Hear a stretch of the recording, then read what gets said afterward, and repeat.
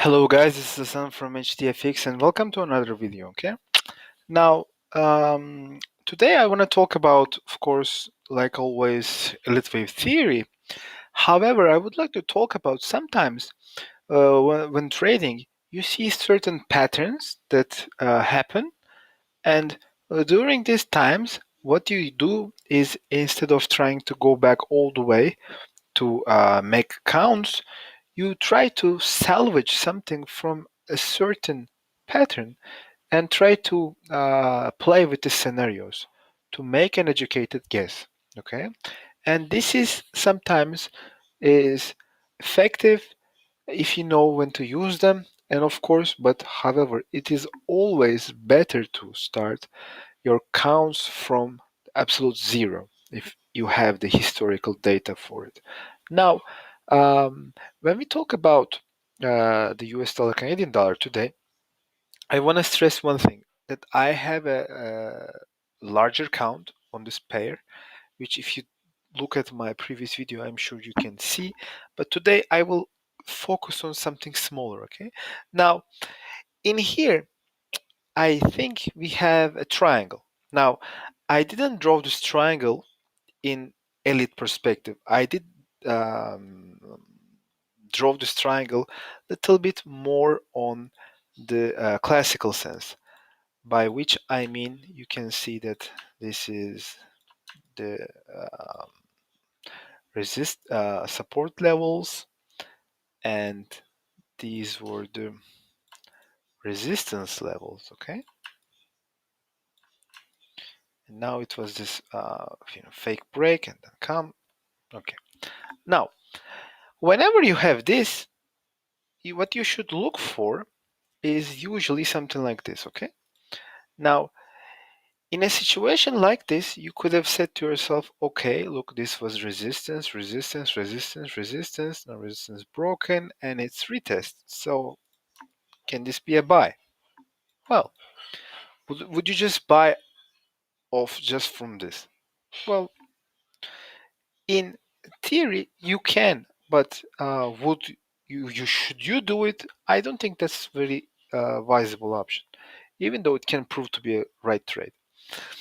But what I would rather do is instead of this, I would like to look at it in a different perspective, okay?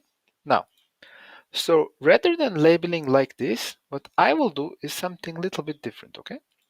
Now, what I am looking for here is this.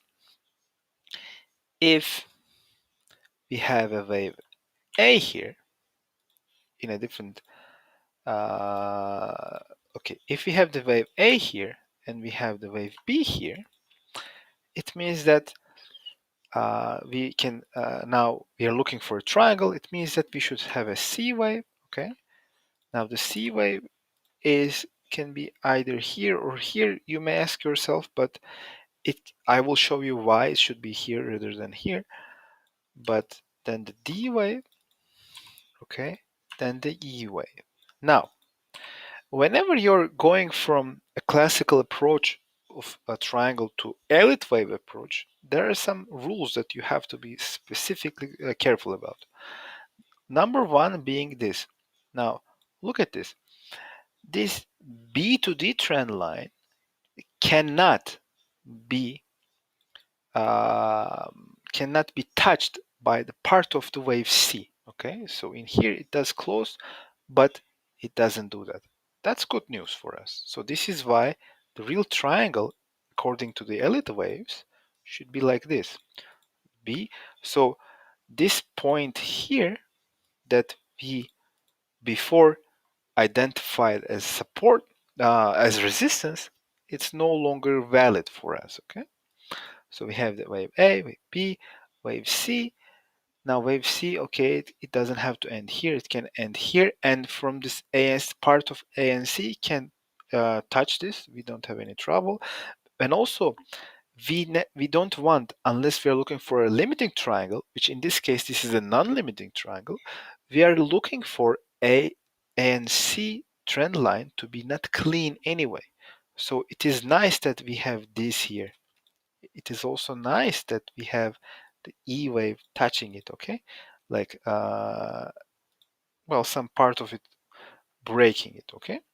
So if the E wave ends somewhere around here, it means that this triangle must finish something that on a larger degree, which is good, according to this count, obviously, if it's true. Now, what does this mean? Well, this means that after here, something should start, okay? Now, you may ask yourself, okay, what can start? Well, because we don't know the past, we cannot make an educated guess about what can start, but we cannot no, that's a wrong sentence. We can have an idea, but we cannot narrow it down, okay?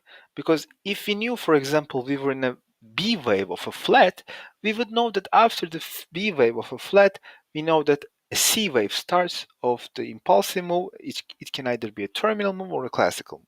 Okay, we would have only two options. Now, because we don't have so much about the past on this particular count, it means that we have to think about all of the options. Okay, so I hope this makes clear. So what the market does after this? Well, we have a couple of options. Number one, this being the wave A to the upside. Now, this can either be something like this, A, B, and C, or something like this and something like this, but I would rather think that this is only a wave A, and whatever we are doing, whatever I will just show you, it will be something on one smaller degree, something like this. So A, B, and a C wave. Now, what is this A, B, and C? Well, it is a zigzag, okay? Why I think this is a zigzag? Well, look at this. And just a second, let's be sure that we are in the right place. This is the high, okay? Let's get rid of this. And if I copy and paste it here, we have the C wave should end somewhere around here, okay? Which is good. The time, because the time taking for wave A and C should be similar. Okay, that's cool. Now that we know this, we have some options. You can ask yourself this, okay, does this A, B, and C ends something? So does this end here or no? So what I mean, does this A, wave A on red, is it a simple correction or a complex correction? If it's a simple correction, it has to do something. And that something is this. You have to draw the 0 to B trend line and take the time taking for wave C to form, and you project it on the right side, and you expect the price action to come back and break to 0 to B trend line, which it does in due time. However, it doesn't come back all the way to the B wave. Thus, we don't have a simple correction. What we have here is a complex correction. Now, because we don't have a simple correction, you cannot put the wave A here. You have to put it on the right side. Cool. Now, if that's not the end of the wave A on the red, where it can be? Well, we can have a wave X wave here, because if it's not a simple correction, it has to be a complex one. Now, after this, it's actually interesting. You can say something like maybe A, B, C, D, E. That's up to you. Maybe you're thinking like this, which is no problem. Or it can be something like, I don't know. This pattern in itself does actually look like a triangle, but it is actually looking something like A, B, and C to me. However, maybe on a one lower degree or something, I'm sure we can find a triangle here as well. But either way, the point is actually, let's write like this. So we either have an ABC in the form of a zigzag, and then we have an X wave, and we either have a flat or a triangle. Now this is pretty much up to you. If you think that this pattern after the X wave resembles you a triangle, okay, first of all, I can see that many people think a triangle like this, okay, which is cool. It does look like, yes, but the way we did the count, it is not how it is. But either way, so I think it's a flat. I think it does look more like a flat. If that's the case, by the way, what kind of flat it is, if you ask yourself, this is a flat with a C failure, which shows a counter-trend strength, which it does here, so it rolls over. So what I would do next, before making any more options for myself, what I would do is, where does this wave start? Well, it starts here. And where does this end? Okay, so in my book, it ends somewhere around here. If that's the case, we should have a Fibonacci from here to the end. Okay, and let's try to find some of the Fibonacci ratios here, and do they work or no? Okay, that will somehow help us to make to give us, like, are we in the right place or no? Okay, so these are the ones that I usually use. These four. Well, actually, you can use 0.236 as well. Okay, now the next thing for me is this. So if that's the wave A here ended, it means that where I am is I am in a B wave. Now, the thing is, I know that I am in a B wave, and the next thing that I know is B waves are 100% of the time are corrected. So if I want to count the B wave, when I go 1 degree down, in our case is yellow, I will not even try to do 1, 2, 3, 4, 5 in this degree.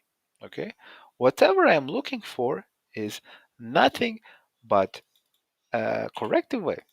Okay, so 1 degree lower of this B wave has to be an ABC.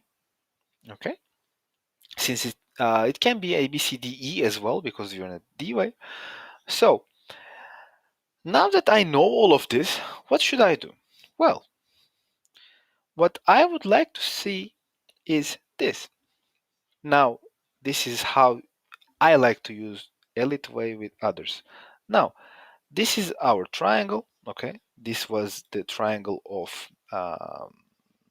Elliott wave, and now I would like to use the classical triangle in a different color this time to have to try to understand more this where we are and when we are not. Okay, so let's try to find something that actually does make sense. So in here, let's try to go something like this one. Okay, now here is the market is use this opportunity to be a resistance here, resistance here, resistance here, resistance here. Now and actually broken here, and then the first support was here. So it touched one time, it touched second time, third time, and if what I would like to see here, what I would do, first of all, this is just only an example. What I would like to do is this. I know that we are in a B wave, and we already established that this is one of the ratios that we use, and I already showed you where they come from, and these ones, of course, all the other ones as well, not just this one. So this one, okay, I cannot copy this, just a second, and 618 as well. Okay, so these are places that I would be looking for myself. Okay, now right now the market was almost touched 80%, and we are on 0.8, and we are on this trend line, and I know from the fact that we are on we are actually going on the B way, which I know after this it should start, if this count is what should start, is a C wave. Okay, so but I'm not forgetting the fact that this B wave can actually go all the way down. It would still be correct.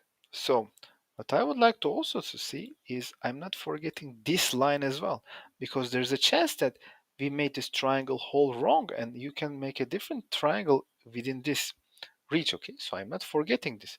So this is where my absolute stops would be. Okay, so you can that's after this it's up to you. You can, for example, you could have taken a long here and another maybe on 100%, or you would think, okay, this is a double top, something like this.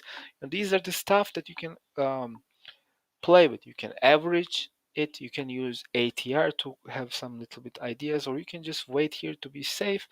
That's all up to you. This is all about how you're looking for strategy. How is your strategy and your trading style is.